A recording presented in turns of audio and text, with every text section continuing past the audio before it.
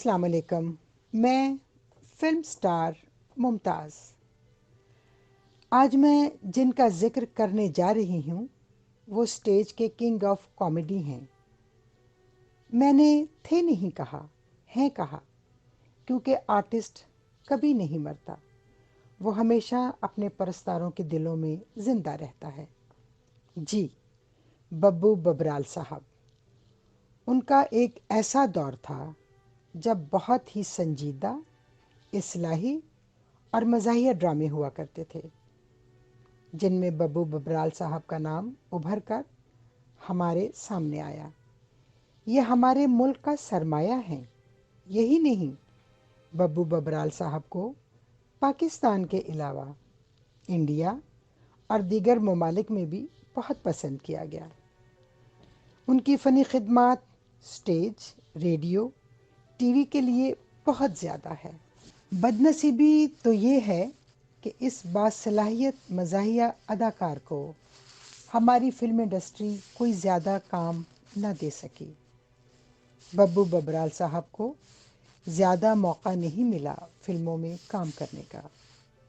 چند ایک فلموں میں کام کیا.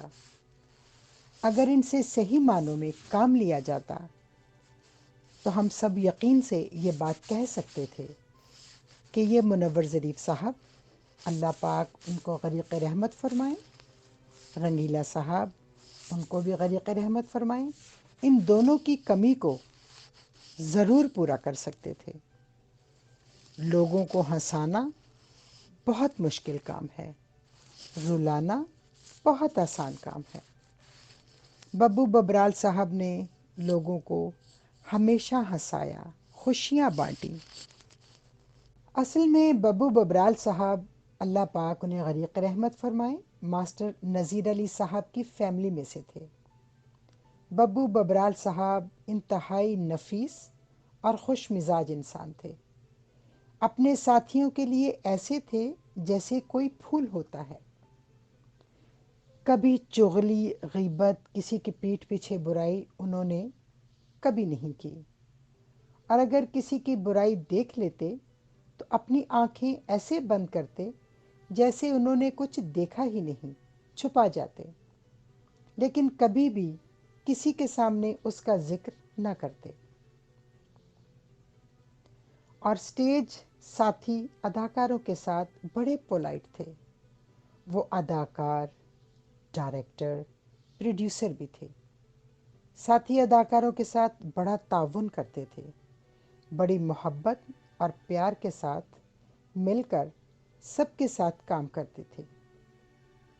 وہ سپر ہٹ ہو کر بھی ایسے تھے جیسے ان کا ابھی سٹرگل ٹائم چل رہا ہے.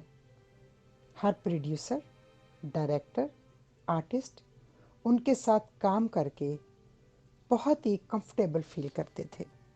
ببو ببرال صاحب کام کے سلسلے میں امریکہ، انگلینڈ، بیلجیم، ہالینڈ، ناروے بھی گئے.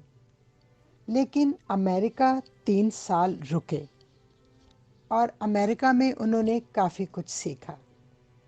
گاتے بہت اچھا تھے اور ڈھولکی بھی بڑی اچھی بجا لیتے تھے.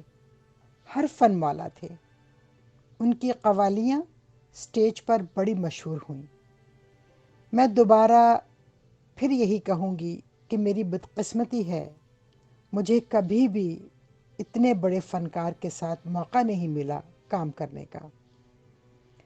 اور ان کے بارے میں زیادہ نہیں جانتی.